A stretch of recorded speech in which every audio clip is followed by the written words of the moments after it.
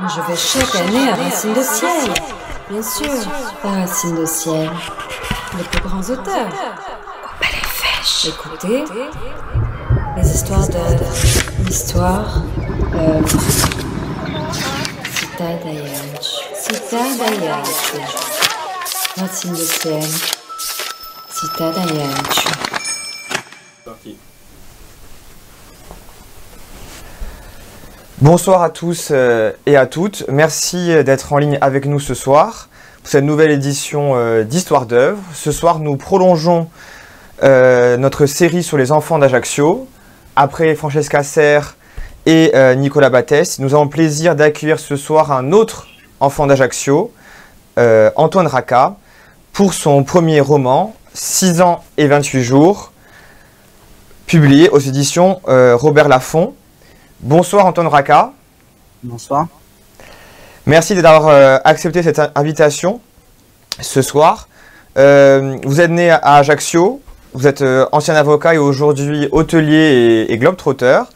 Nous parlerons ce soir de votre premier roman, 6 ans et 28 jours, qui s'articule en réalité autour d'une relation amoureuse centrale, celle de Valentin et Caroline, deux trentenaires qui ont passé 6 années de leur vie ensemble, 6 ans pendant lesquels ils se sont aimés, puis se sont séparés. Et puis, un peu moins de 2 ans après leur rupture, c'est Valentin qui recontacte Caroline pour l'emmener pendant 4 semaines, 28 jours, sur une île grecque, par une invitation assez, au départ assez étrange, un peu incongrue, 4 semaines pendant lesquelles, en réalité, le temps sera à la réminiscence de leur lien passé, mais également à la confrontation d'un avenir incertain. Et bien évidemment, ma première question qui paraît assez élémentaire, mais qui se pose au premier abord, et encore plus, avec encore plus d'acuité dans la mesure où vous êtes primo-romancier, comment est advenu ce projet d'écriture et comment s'est construit et comment s'est écrit et publié votre premier roman ? C'est venu d'abord de quelque chose de très banal, l'angoisse du temps. Je suis quelqu'un qui est très angoissé par le temps qui passe. Et bon, à Paris, on travaille beaucoup, etc. Et c'est vrai qu'on perd beaucoup de temps dans les transports, dans des files d'attente. On a beaucoup de temps qu'on perd et qu'on n'exploite pas. Et au début, j'ai voulu mettre à profit ce temps, donc j'ai écrit quelques lignes un peu par-ci par-là, dès que je pouvais, dès que j'avais une image à laquelle je pensais. Et puis les lignes sont devenues des paragraphes, les paragraphes des chapitres. Et puis à un moment, il y a eu du matériel, un matériel assez suffisant pour se mettre vraiment à écrire et à construire quelque chose. Ça a pris à peu près entre 1 an et 18 mois. Et puis, la période avec le confinement, etc., a fait que je me suis dit, bah, tiens, essayons d'en faire quelque chose, une fois que c'est écrit, de rendre encore le texte plus réel. Et puis, j'ai envoyé aux éditeurs et j'ai eu la chance que Robert Laffont me fasse confiance. Justement, vous parlez d'effet de réel, ce qui pourrait se rapprocher du réel. En fait, ce qui saute aux yeux et qui justement se rapproche peut-être d'une perception proche de celle qu'on peut avoir du réel, c'est l'énonciation de votre roman qui bâtit en fait sa structure. Il y a une succession de chapitres assez brefs et en réalité, ces chapitres alternent entre le point de vue de l'homme, Valentin, et le point de vue de la femme, Caroline. Et c'est intéressant dans la mesure où vous confrontez ces deux points de vue. Et il y a une polyphonie qui résonne, donc en fait à chaque fois on oscille entre les deux points de vue. Quelque part il y a un côté un peu cinématographique, chant contre chant, régulièrement. Et en réalité, lorsqu'on le lit, on se dit que réellement ça doit être difficile à écrire, mais également qu'il y a un rendu très réel qui est perceptible. Donc pourquoi ce choix qui est particulièrement difficile ? Pourquoi ne pas avoir pris finalement un seul point de vue d'un narrateur unique? Et pourquoi justement avoir laissé libre cours à cette polyphonie et à ces deux voix dans ce roman?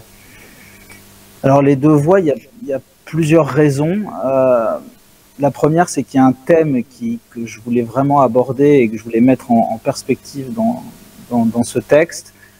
C'était la confrontation des vérités et des certitudes. Et bon, on agit tous en fonction de certitudes plus ou moins conscientes dans la vie. Ça guide souvent nos actions. Et je trouvais que ça avait plus de force, si vous voulez, de le mettre dans un contexte à deux, où justement on peut vraiment voir les limites de nos certitudes dans le regard de l'autre. Et voilà. Et après, bon, d'un point de vue purement formel, ça mettait aussi, je trouvais, plus de rythme. Ça mettait une dynamique dans le récit, et c'est vrai que ça coupe un peu la monotonie que pouvait avoir une seule voix. Mais justement, vous parlez de rompre avec une monotonie. Ce qui est intéressant, c'est que on pense qu'il y a deux personnages, et puis au fur et à mesure de la lecture, on se rend compte qu'en fait c'est un même personnage quelque part. Cette dynamique dans ce rapport de force qui existe bien sûr dans la relation amoureuse entre Valentin et Caroline, quelque part, elle peut s'exercer dans chacun de nous, dans la mesure où finalement c'est un peu deux conceptions de la vie qui se font face, mais quelque part, dans chacun de nous, il y a un peu ces deux qui cohabitent dans une moindre mesure ou dans une plus grande mesure selon les personnes, mais c'est qu'on est tous tiraillés entre une aspiration à bâtir des repères, à la stabilité, à l'équilibre, à construire du sens dans sa vie pour que sa vie ait une cohérence, un sens et un ordre. Ce serait plutôt Valentin, dans ce sens-là, et celui plutôt d'épouser finalement l'absence de sens de la vie, l'absurdité de la condition humaine, et finalement se reposer que sur l'instant présent, l'éternel présent, la sensation, le plaisir de cette pulsion qui s'exerce et qu'on essaye justement de réaliser, le mouvement, l'instabilité, et c'est plutôt Caroline, la femme, dans cette position-là. Est-ce que justement ça permettrait justement d'encore plus exacerber cet antagonisme entre ces deux conception de la vie, mais aussi de la condition humaine en réalité? Bien sûr, en fait, c'est vraiment tout à fait ça. C'était l'objectif. C'était vraiment bon, je vois que si vous le soulignez si bien, c'est que l'objectif est peut-être atteint. C'était vraiment de mettre en perspective ces deux certitudes qu'on peut avoir, et cette dichotomie face à l'existence. C'est vrai qu'il y a cette idée que la vie a une très grande part d'absurde, que la naissance comme la mort, voilà, il n'y a rien avant, il n'y a rien après, il y a ce fil du temps dans lequel on est et qui ne mène vers aucune direction, qui est épuré de toute transcendance aussi, parce qu'il n'y a pas vraiment cette notion de Dieu, en tout cas pas dans ce que j'ai voulu dire. Et en fait, l'idée, c'est une fois qu'on a vidé l'existence de cette transcendance, qu'on a admis qu'elle pouvait être absurde, est-ce que ça nous empêche quand même est-ce que ça empêche la quête de sens? Alors voilà, c'est un peu l'interrogation que pose ce livre. Aujourd'hui, on est dans je ne veux pas faire une analyse de philosophie de comptoir, mais c'est vrai qu'aujourd'hui, on est dans une société où finalement la transcendance, la religion, Dieu est un peu en recul, et du coup ça a eu cet effet sur nos sociétés où on a sorti la mort de nos sociétés, de nos vies. C'est quelque chose qui est plus du tout dans l'espace public. Alors le Covid justement me dément un peu la chose, mais justement comme il y a eu cette entrée de la mort dans l'espace public, on s'en est scandalisé justement, parce que il y a quand même un refoulement de cette notion-là. Et je suis pas sûr que ce soit peut-être une bonne chose de refouler ça, parce que justement c'est quelque chose qui peut nous empêcher d'avoir cette quête de sens.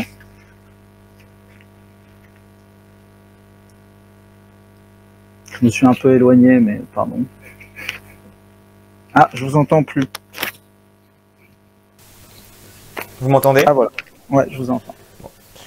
Oui, non, mais en réalité, c'est totalement le cœur du sujet, c'est la mort, voilà. Donc c'est le mythe de Sisyphe de Camus qui commence. La question philosophique la plus sérieuse, celle qu'on devrait réellement se poser, c'est la question du suicide, et par extension celle de la mort. Et ce qui est intéressant, c'est que vous ne refoulez pas du tout la thématique de la mort dans votre livre, bien au contraire. Et puis quelque part, vous bornez finalement l'existence avec la thématique de la naissance, de la natalité, et également celle de la mort, qui en fait qui sont un peu les deux bandes de l'existence et qui sont tout aussi absurdes l'une que l'autre. Et justement, cette manière de ne pas la refouler, mais quelque part presque de l'exhiber, ou en tout cas de la montrer du doigt pour justement un peu, du moins, bousculer le tabou que vous énoncez sur une société qui de plus en plus refuse la mort et refuse sa finitude. Mais ce qui est intéressant, c'est que dans votre livre, vous essayez réellement d'articuler ces deux bornes avec la naissance d'un côté et la mort de l'autre. Et justement, comment vous avez construit ces personnages par rapport à ces deux aléas de l'existence, et comment justement ça va également bousculer éventuellement leur rapport au monde et leur manière de vivre, qui sont différentes, enfin presque opposées entre Caroline d'un côté et Valentin de l'autre. Elles sont opposées, mais c'est vrai qu'il y a ce second thème. Donc c'est vrai, le thème du temps est très présent, et puis il y a le thème de l'autre aussi, que j'ai essayé d'interroger. Il y a vraiment cette idée, encore une fois je reviens à cette notion de certitude, la manière dont on avance, etc. Il y a vraiment cette idée derrière qu'on ne fait rien sans les autres. Alors ça peut paraître un peu trivial, mais ce que je voudrais dire, c'est que tout ce qu'on doit, tout ce qu'on fait, tout ce qu'on accomplit, je pense vraiment que ce sont le fait des autres. Vous interrogez quelqu'un, il va vous dire voilà, j'avais pas prévu de faire ça, et puis j'ai rencontré ce type-là ou cette nana-là, et puis je me suis engagé dans ce chemin-là. Et c'est vraiment ce thème-là de l'autre et de la force qu'a l'autre à vous entraîner. Ça veut pas dire que vous conduisez pas votre vie, mais vous pouvez conduire votre vie, mais je crois que les autres font vraiment ce que vous êtes. Et je voulais vraiment interroger et donc du coup interroge vos propres certitudes, parce que ça vous met en défaut, ça peut vous mettre en défaut, l'autre peut vous mettre en défaut, souvent dans un sens positif. Mais il y a justement cette idée de deux voies qui permettait d'interroger, voilà, la certitude qu'on peut avoir face à l'autre et face à sa propre existence. Donc ça s'est construit un peu comme ça. Et on voit d'ailleurs, sans délivrer, mais on voit d'ailleurs cette influence mutuelle, hein, où les certitudes s'effritent au fur et à mesure des pages. Mais justement, ce qui est intéressant dans toujours cette articulation à deux voix entre Caroline et Valentin de l'autre, vous l'expliquez également dans la question de l'interdépendance, le fait qu'on est forcément dépendant de l'autre, on se construit par rapport à l'autre, on se modifie également par rapport à l'autre. Mais ce qui est intéressant, c'est que cette polyphonie que vous avez construite, finalement, montre également un peu l'inverse, dans la mesure où, finalement, justement, lors de la partie centrale de l'œuvre, qui est plus sur les 6 années de relations amoureuses qu'ont passé Valentin et Caroline, et ensuite arrive l'événement de la rupture. Il serait intéressant de voir un peu après la rupture et un peu avant comment justement les deux perceptions de Valentin d'un côté et de Caroline de l'autre finalement étaient un petit peu opaques l'une par rapport à l'autre, dans la mesure où finalement ils ne peuvent pas tout communiquer, ils ne peuvent pas tout délivrer, et quelque part il y a toujours des parties de soi qui sont indélivrables ou insondables, et quelque part cette incapacité à tout communiquer et à tout délivrer, et peut-être c'est être heureux, je ne sais pas, mais justement fait que le rapport à l'autre est toujours forcément limité dans cette partie-là, et le fait que vous ayez utilisé une voix puis l'autre montre bien que finalement un individu n'est pas réductible à un autre. Non, c'est vrai. Je pense, pour rebondir sur ce que vous venez de dire, je pense qu'il ne faut pas du tout... déjà, c'est pas possible, mais quand bien même ça serait possible, je pense qu'il ne faut pas tout dire à l'autre. Je pense que tout le monde le sait et tout le monde le fait, hein. Il n'y a pas de problème là-dessus. Après, c'est vrai que ce qui était intéressant, c'était aussi de voir comment le sentiment se délite, si vous voulez. À un moment, c'est de savoir qu'est-ce qui fait que... En fait, c'est la notion de trajectoire aussi. Quand vous rencontrez quelqu'un, tout le monde a pu l'expérimenter. C'est à un moment, vous êtes très proche de quelqu'un, et puis ça se délite, vous savez plus pourquoi, vous n'avez plus de relation avec cette personne, ça se termine, et puis des années plus tard, on vous pose la question et vous ne savez même plus où est cette personne. Et ce qui est intéressant, c'était de mettre justement en perspective à quel point à un moment, deux destins peuvent partager une intimité qui est très proche, hein. Il n'y a presque rien de plus intime que la relation amoureuse, en tout cas dans l'intime physique. Et après, partir comme si on se connaissait plus. Et ça, c'était vraiment, en fait, c'est vraiment cet aspect-là que je voulais mettre en œuvre. Et puis il y avait aussi dans le silence de l'autre. En fait, je pense que c'est vraiment c'est vraiment dans ce qu'on ne connaîtra jamais de l'autre que l'autre apparaît vraiment, si vous voulez. C'est cette inaccessibilité de l'autre qui fait que l'autre existe. Voilà. Et justement, comme vous le dites très bien, tant qu'on peut communiquer, on peut se fondre. Dès lors qu'on peut plus communiquer, il y a une certaine altérité qui se crée. Et c'est là, je pense que voilà, c'est dans le non-dit finalement que la relation avec l'autre peut se faire. Vous parlez de non-dit, mais c'est intéressant parce que vous parlez de non-dit également de l'aspect que parfois il y a des personnes auxquelles voilà, on entretient une proximité avec eux et puis soudainement on s'en éloigne. Et puis finalement, un jour, il ou elle nous recontacte et justement, en fait, c'est l'incongruité de la démarche de Valentin qui recontacte presque 2 ans après Caroline, donc après leur rupture, pour lui proposer un voyage en Grèce tous les deux pendant 1 mois. C'est vrai que on voit bien le côté totalement, au début, un peu incongru. Elle-même, elle semble un peu interdite, mais finalement, elle accepte finalement assez facilement, finalement, enfin, par rapport à ce qu'on pourrait penser, initialement, elle accepte assez facilement. Et justement, il y a un peu la dimension de la proximité et également de l'éloignement. Et puis, ce qui est intéressant aussi, c'est que, justement, Valentin, finalement, existe à travers Caroline et Caroline existe à travers Valentin par rapport à ces 2 ans où ils ne se sont pas vus, ils se sont simplement écrits, ils ne se sont pas vus quelque part. Chacun projette ce qu'a fait l'autre, enfin, ils imaginent ce qu'il ou elle a pu faire pendant ce laps de temps, et finalement, c'est un peu comme ça, j'ai l'impression que la relation finalement redémarre progressivement, ou du moins reconnaît une forme de régénérescence, même provisoire. C'est aussi le fait que voilà, il y a eu justement une méconnaissance de l'autre pendant ce laps de temps. C'est peut-être moins une méconnaissance qu'une cristallisation.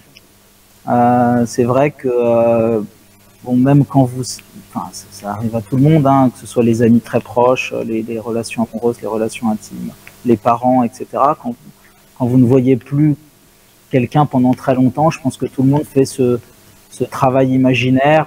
C'est même pas un travail, ça vient assez naturellement d'imaginer qu'est devenue la personne, etc. Et on lui accorde souvent des attributs qu'elle n'a pas ou qu'elle n'a plus, qu'on a inventé. Et c'est vrai qu'il y a tout ce travail d'imaginaire et toute cette rencontre avec la réalité après, une fois qu'on retrouve la personne. Et c'est pour ça que justement, parfois, il y a des incompréhensions parce que ce qu'on a imaginé, etc., ne rentre pas nécessairement dans la boîte réelle qui est l'autre. Mais oui, mais en plus, ce qui est très, très intéressant, c'est que même le lecteur est un peu surpris parce que finalement, la personne qui finalement aspire à une forme de stabilité, de repère, et en fait celui qui initialement, en tout cas au premier abord et selon un petit peu nos imaginaires collectifs, est finalement le plus instable. C'est Valentin qui est dans le cinéma, qui a pris cette voie professionnelle un peu à l'encontre du choix de son père, et qui finalement Finalement, on pense que il est un peu la figure du rebelle, mais en réalité, c'est tout le contraire. C'est lui qui est... Pardon. Hop. Pardon. Ça c'est...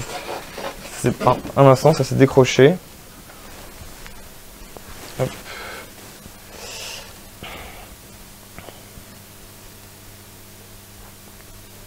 Oui, pardon. Vous m'entendez ? Je vous entends très bien. Oui, je suis désolé pour ce petit problème technique. Oui, non, mais voilà, ce que je disais, c'est que au regard des profils sociologiques des 2 amants, Valentin d'un côté, Caroline de l'autre, on pourrait penser que finalement Caroline, qui est avocate, qui finalement dans son travail, contribue à organiser les rapports sociaux, à les encadrer à travers les droits de la défense, etc., serait quelque part celle qui aspirait à plus de stabilité et d'ordre. En revanche, c'est tout le contraire, c'est elle un peu la camusienne qui épouse l'absurdité dans toute sa plénitude. Et d'un autre côté, Valentin qui, entre guillemets, a déçu son père parce qu'il a rejoint le cinéma, il a refusé le notariat, qui finalement aspire à emménager avec elle, avoir un appartement, etc. Et finalement avoir une vie plus ordonnée et avoir un projet d'existence beaucoup plus construit. Ça, je trouve ça intéressant que le lecteur lui-même soit surpris par justement, je ne sais pas si c'était fait à dessein, mais en tout cas, il y a vraiment une surprise aussi de la part du lecteur. Bah, en fait, c'était à dessein parce que, encore une fois, l'idée principale, en fait, l'objectif principal, c'était vraiment de mettre en opposition les certitudes qu'on peut avoir. Et j'ai l'impression que j'ai raté, on a perdu le son, non? Je l'entends très bien. Ah, vous m'entendez? Oui.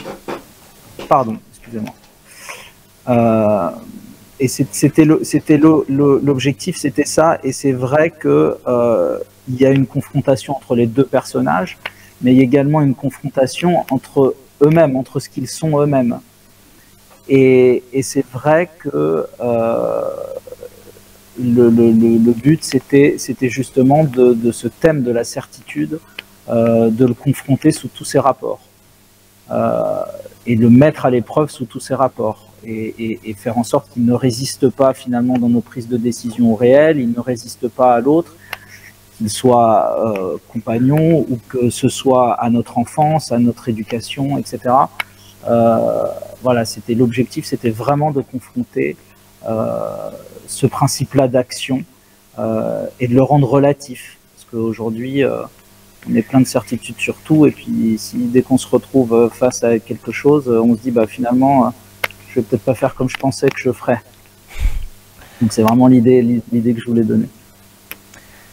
Et là, pour ma part, la partie qui est réellement presque théâtrale et presque décisive dans le roman, c'est sa première partie sur l'île grecque, donc un peu l'épopée où les deux amants vont finalement se réfugier, on peut dire, parce qu'au début c'est un voyage, mais on se rend compte que c'est un refuge, c'est un isolement, dans cette île grecque pendant 4 semaines.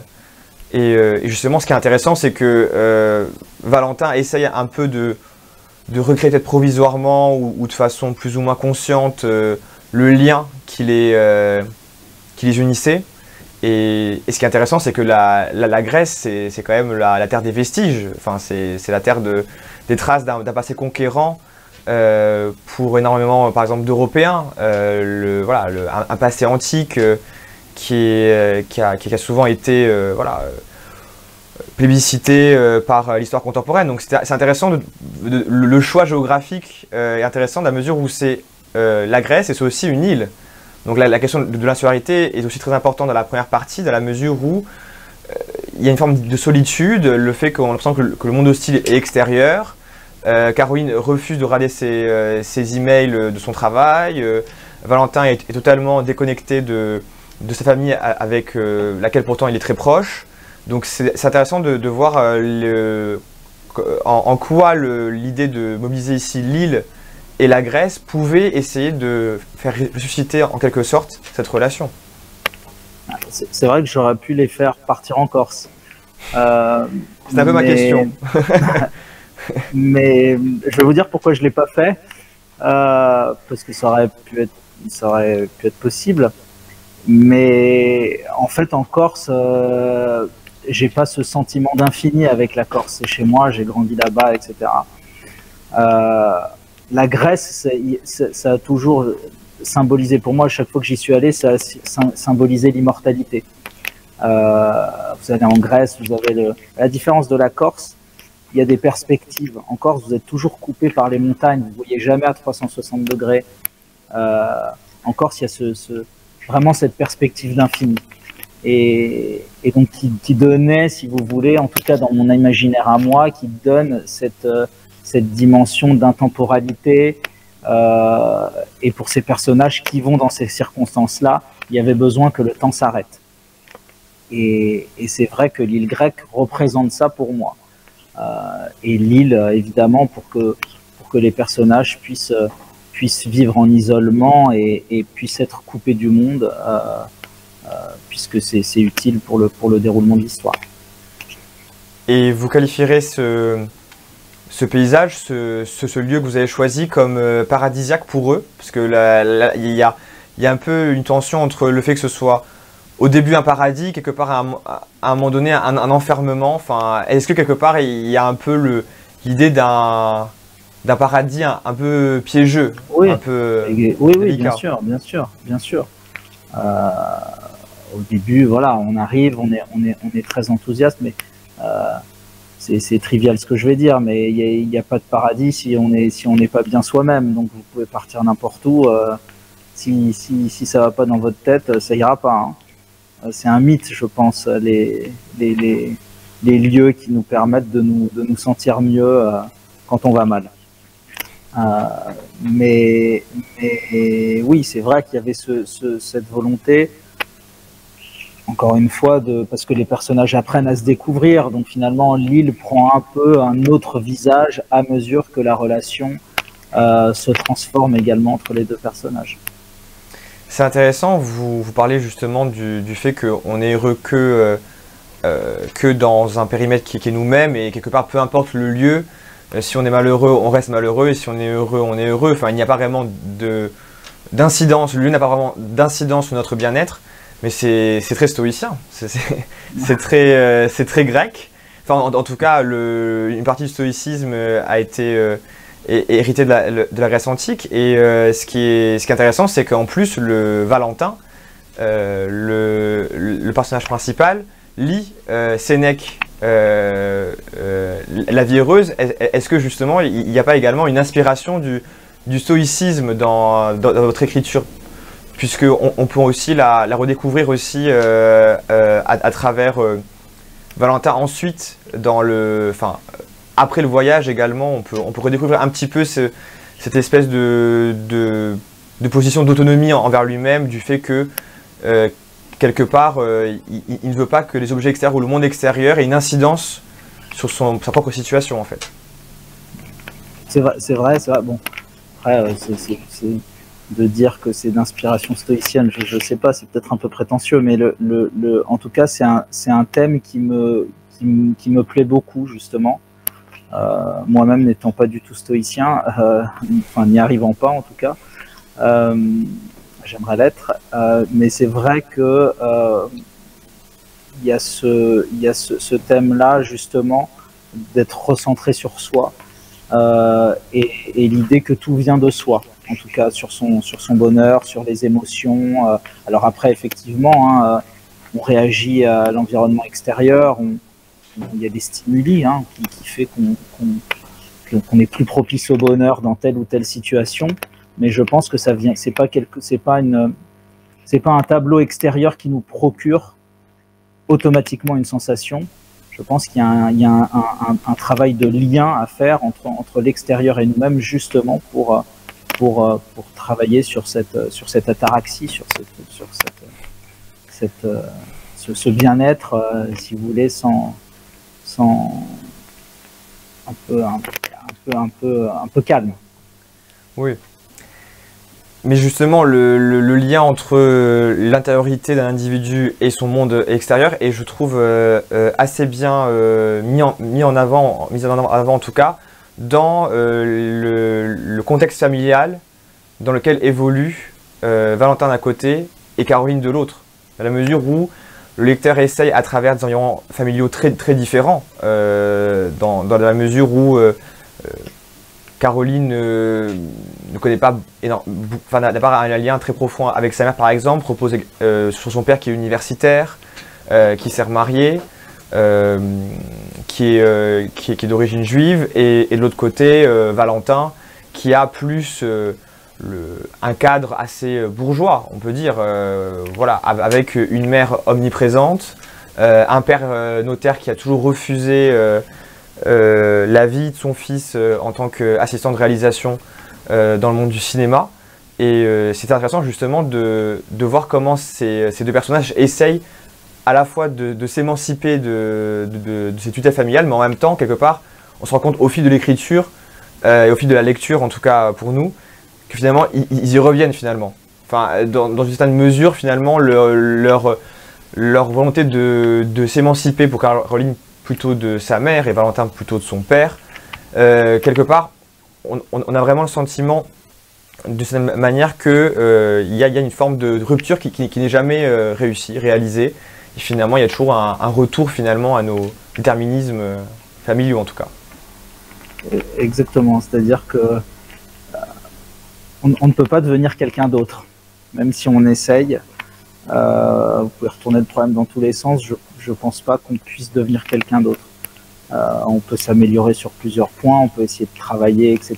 Mais on peut essayer de réagir d'une façon un peu différente ou un peu plus atténuée dans telle ou telle situation, mais vous pouvez partir au bout du monde, vous pouvez quitter votre famille, vous n'arriverez jamais à être quelqu'un d'autre. Et il y avait vraiment cette chose-là que je voulais dire.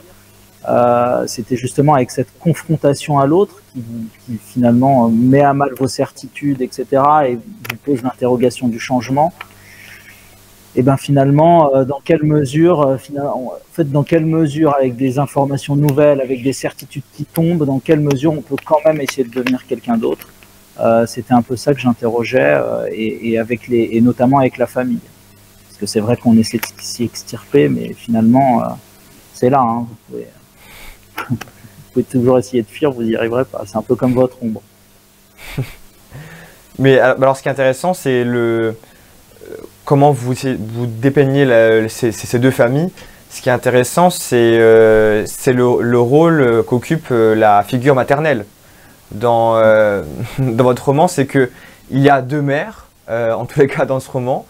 Celle de Caroline qui est absente, on sent qu'elle est démissionnaire, en tout cas on l'imagine à travers l'introspection de Caroline, et celle de Valentin, Sylvie, qui finalement, elle a beau être catholique, elle a un peu l'archétype de ce que certains présentent comme la mère juive, qui est omniprésente, refuse finalement une autre présence féminine dans la vie de son fils, dans la mesure où il y a des hostilités entre Sylvie et Caroline, bon, pas seulement pour des questions de rivalité, mais également pour des questions de perceptions qui sont très différentes et de modes de vie qui sont extrêmement différents aussi.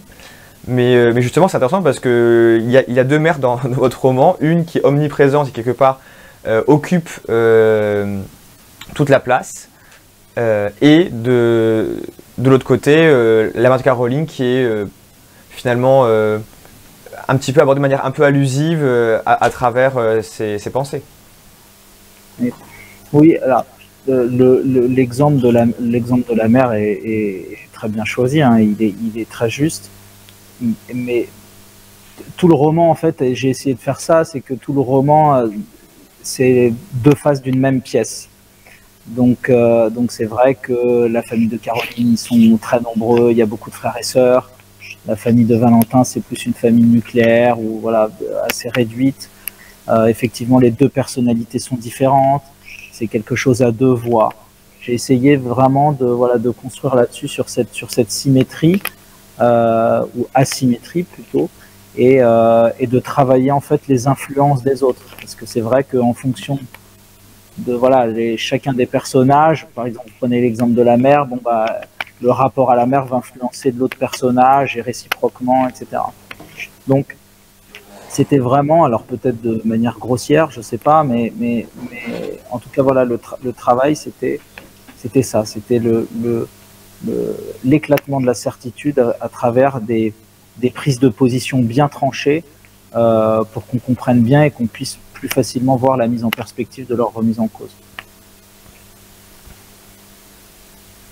Et mais justement, vous expliquez qu'on ne peut pas être quelqu'un d'autre, il y a une incapacité à finalement sortir de soi.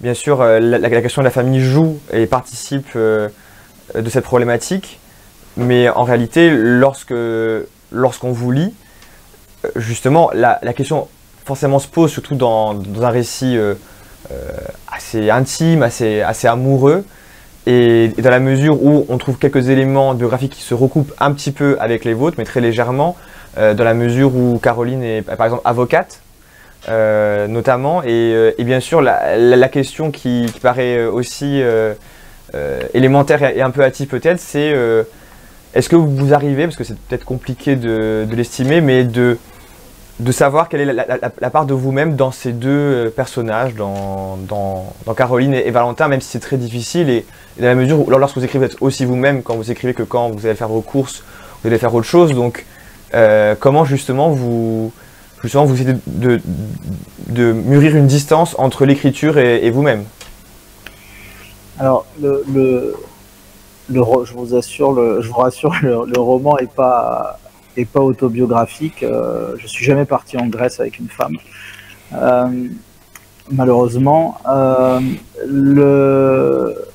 En fait, bien sûr, il y a des éléments d'expérience qui sont autobiographiques. Ça fait vraiment se raconter. Donc, je me raconte pas, donc c'est pas vraiment autobiographique, mais c'est vrai qu'il y a des éléments qui sont issus de l'expérience personnelle et des éléments qui sont issus de gens que je connais, de faits divers, parce que c'est très difficile, enfin je pense que c'est même impossible de bâtir un texte simplement sur l'imagination ab initio comme ça.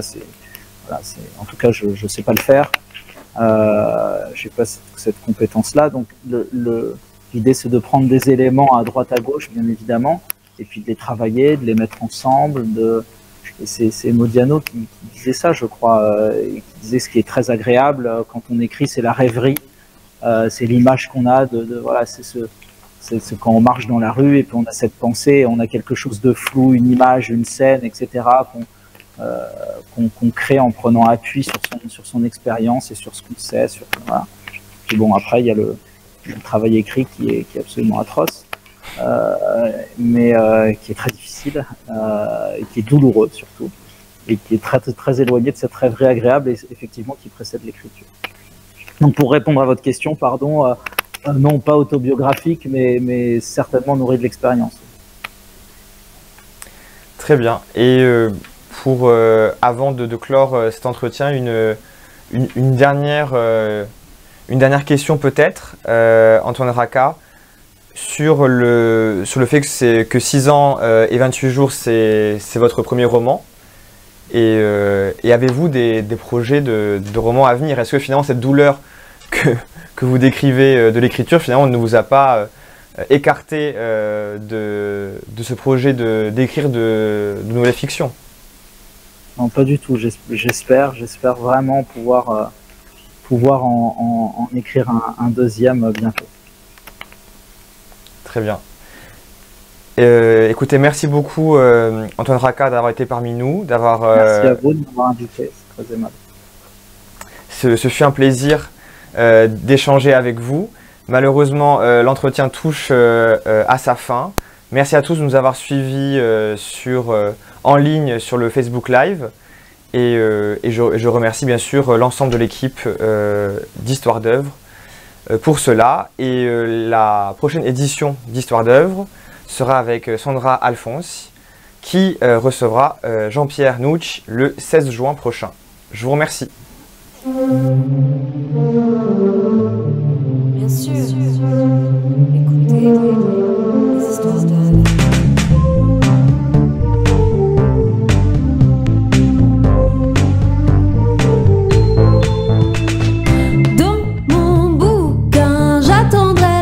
Du monde libre à chacun d'y trouver ce qu'il voudra. Une autre vie, je m'immerge jusqu'aux dents. Serre donc ma main, tout lâcher pour l'écrivain.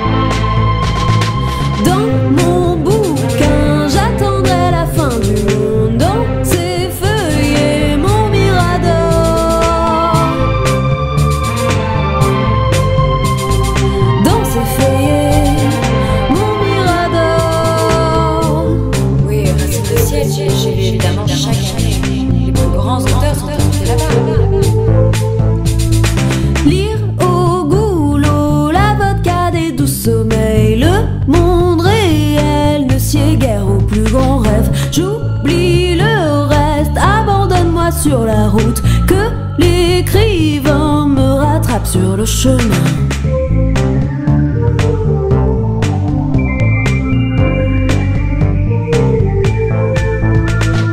L'ouvrage est long, l'oiseau il plonge en piqué, moi sur ses ailes.